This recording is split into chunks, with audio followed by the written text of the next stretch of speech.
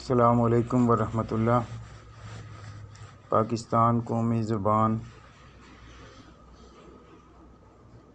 آج ایک ایسے مرحلے سے گزر رہی ہے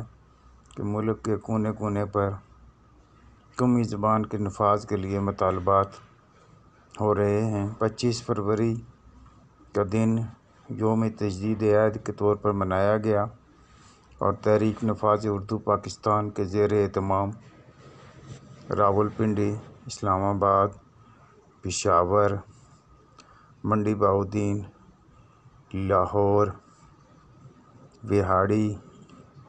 خانیوال، کراچی، کوئٹہ، میرپور اور پشاور میں تقریبات منعقد کی گئیں، جس میں مختلف شعبہ زندگی کی نمایاں شخصیات نے شرکت کی اور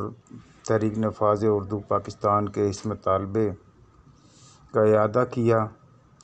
کہ قائد اعظم محمد علی جناح رحمۃ اللہ علیہ کے فرامین دستور پاکستان کی منشا اور عدالت عالیہ کے فیصلے کے عین مطابق قوم کے متفقہ مطالبے پر حکومت قومی زبان کو فوری طور پر ملک کی دفتری، تدریسی اور عدالتی زبان کے طور پر نافذ کرے۔ آج تک حکمران اس سے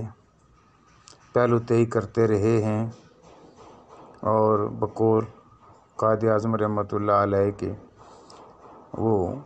پاکستان کے ہمدرد اور پاکستان کے دوست نہیں ہو سکتے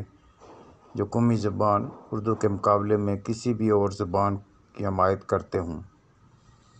دستور 73 کے مطابق 13 اگست 1988